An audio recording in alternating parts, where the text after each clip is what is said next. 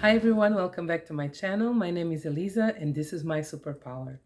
Today's video is going to be a reveal video. I'm going to show you what I made for the sewing challenge Sew Upcycle 22. This sewing challenge is being hosted by Karen from Sew Little Time and Becky from Notes from the Sewing Room. Let's start by talking about my outfit. Today's outfit is a hacked sorbetto top that I turned into a dress. I used the basic sorbetto top. This is a pattern you can get for free. And I turned it into an A dress. I just lengthened the side seams and turned it into an A-line dress. This was my first attempt at hacking a pattern. I really liked the results. This was also the first time I tried to make tulip sleeves. I think they turned out fine, not perfect, but for the first try, it was really good. And it was also the first time I remembered to add pockets to a garment. I like when dresses have pockets, but every time I'm cutting the fabric, I seem to forget to add the seam allowance for pockets or to include pockets at all. But on this one, I actually went back, I opened the seams up and added a pocket.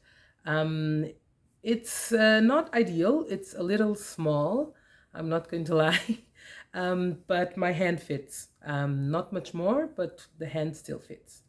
And now back to the challenge. If you haven't already, I suggest that you take a look at my previous video where I share my plans for the sewing challenge and also some ideas and inspiration for upcycling projects.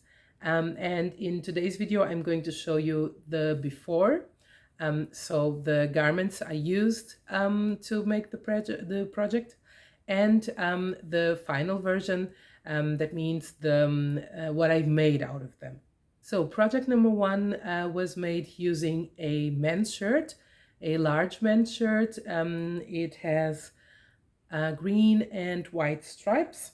It was a very nice shirt, but my boyfriend would never wear this kind of shirt, so I turned it into something that he uses daily, and this is a pair of boxer shorts.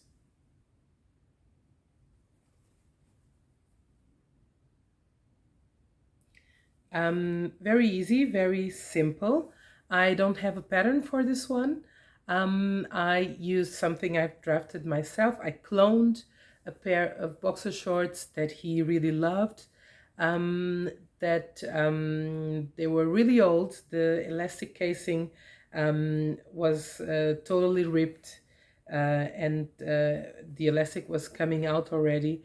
But he couldn't find shorts that he liked that fit him well to buy. So I cloned those shorts, added seam allowances, and this is a pattern that I've been using now for some years. So he never bought boxers from the store again. That means that every time that I go fabric shopping, he reminds me that I could bring something for him also to make some shorts. So this time I used a men's shirt. The second project I'm going to share with you is I had a sweater that I think was washed. I don't know where it came from. I had it in my pile, my to-do or to mend pile. I don't think it was my shirt. I don't remember how I got it, but it was there, ready to be upcycled. I was going to make a beanie out of it, but I realized that the fabric, I think it was washed in very hot water or too hot water, and it shrunk.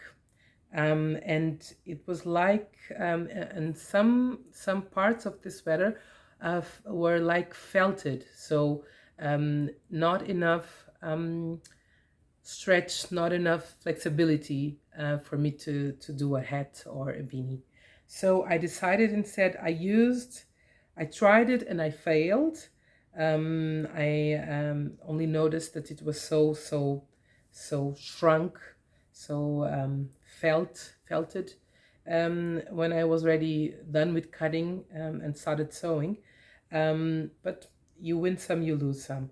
And I decided to make mittens, mittens for myself. I used the arms and made this mittens for me.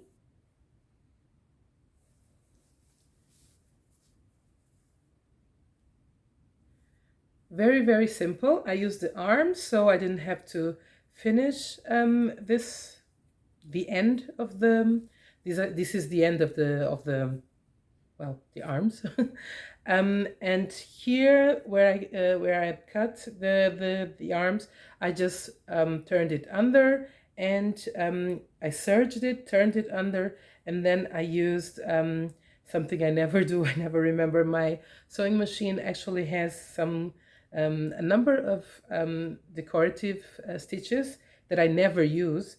But because this was such a simple project, I decided to embellish here this part with some pretty stitches. I don't know what these are called. Yeah, and these are my mittens. And these are very, very practical. I cycle every day so to go to work, and so these are very practical because they still keep your wrists warm, but I have all the flexibility I need to drive my bike. Then I had a tunic or dress in beige, light brown, and I made two pieces, two items out of that dress. The first one is a skirt, a mini skirt for me. This is how it looks like.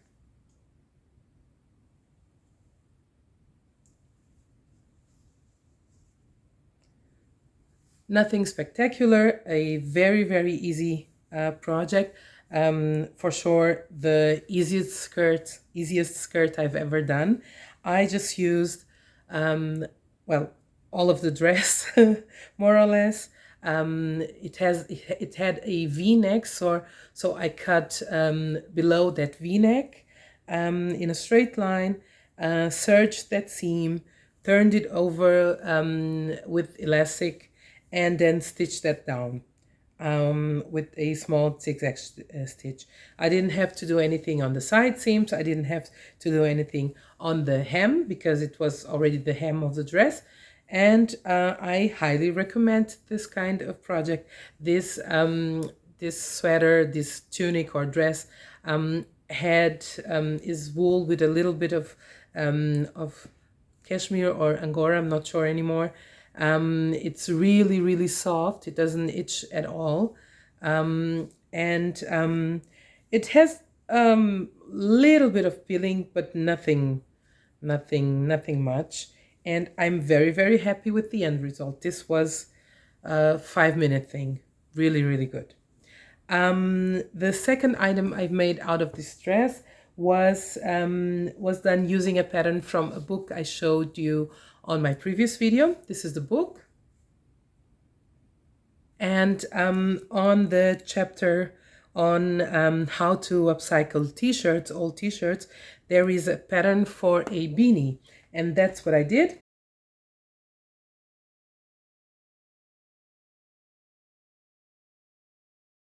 I made a beanie for my son. It's a reversible beanie. Well, I made it reversible because for the inside I chose this jersey print. I've used it before for jumpsuits for him. I think I made him a pajamas out of this. And on the outside is this very, very cozy, very warm wool fabric. And because I have the jersey on the inside, I think it's not as hot. I think if I've done it in just using the wool, my son wouldn't. I don't think he would like to use it. But this one has trucks and motorcycles and cars and bicycles, and it's very colorful. So that's why I think he's going to like it. I haven't shown it to him yet. Then I have a project that also was done using the book I just mentioned, and it is a dress made out of a men's shirt. This dress is so beautiful and also very easy to make. Obviously you use the shirt and take advantage of these buttons here in the center. The thing that took the longest time was the gathering of the skirt, but other than that was really, really easy. And also here, because you use the bottom of the men's shirt to do the skirt, you don't have to worry about hemming because the hem is already made. The only thing I'm not sure about is here at the end, men's shirts always have these spare buttons here. I'm not sure if it's if the dress needs an additional dress here on the placket, or if it's enough with the two that are here already. I think I'm going to ask, this is not for me, of course. I'm going to ask the mother of the little girl what she thinks, if she wants an additional button there, or if it's just fine like this. It's typical men's shirting fabric, so not very thick. But I think because of the colors, it looks very autumnal, very appropriate for the season, I think. I like the checkers. And out of the same shirt, I made a second dress. This one is a petal wrap dress from Twig and Tail. I've made this pattern before, and it came together really, really quickly. It's actually meant to be reversible. It is reversible. I used snaps here instead of buttons.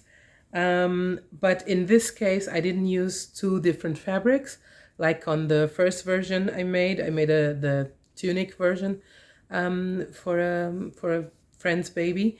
On this one, because it's meant to be used now, and it's fall and it's getting cold, it has two layers, and I used the same fabric twice, so well, it's reversible, but you see the same fabric on both sides.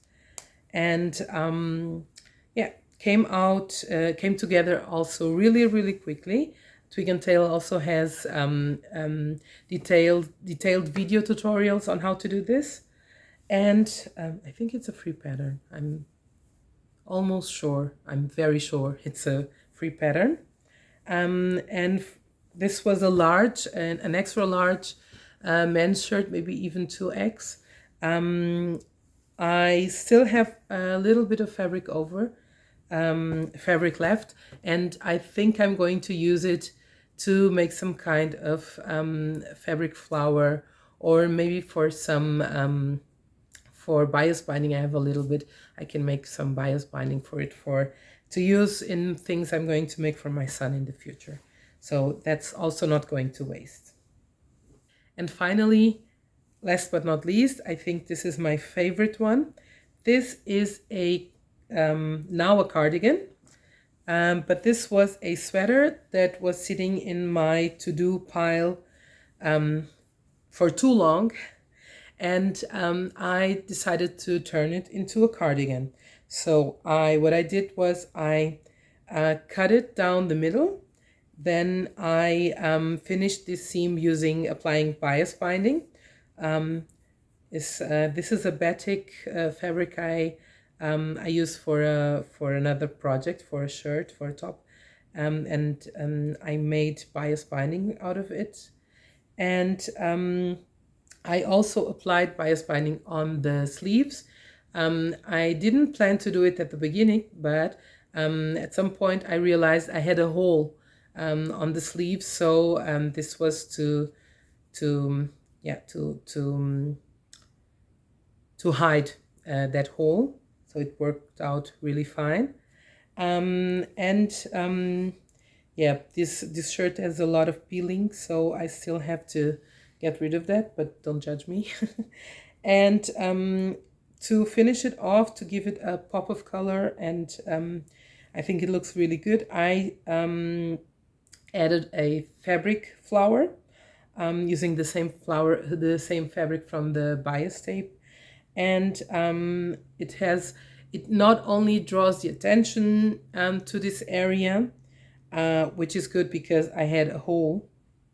I had to mend it right below where the flower now is. But I also think it looks really good with the bias binding, and it adds an extra. Although I'm very, very happy with the results, I am not going to keep this now cardigan because it doesn't fit me. Now that I've cut it, I have a little bit more room, but still, there's no point in keeping these waiting for the day where I'll fit. So I can make another one. I can buy another one if I want to. In the meantime, someone who fits in here and loves this cardigan should get to wear it, and that's why I'm going to donate it. Those were my makes for Sew Upcycle 22. I hope you enjoy them. I really like this sewing challenge. I think it's very meaningful, and it's very necessary. There's no point. There are so many things already made, garments that have already been made. Resources were spent doing those, creating those pieces of clothing. So I think we should find a way to use them as much as possible. And if something like this cardigan, like this sweater, doesn't fit you anymore, just go ahead and give it away so that someone else can take advantage of it and can use it. I hope you enjoyed this video.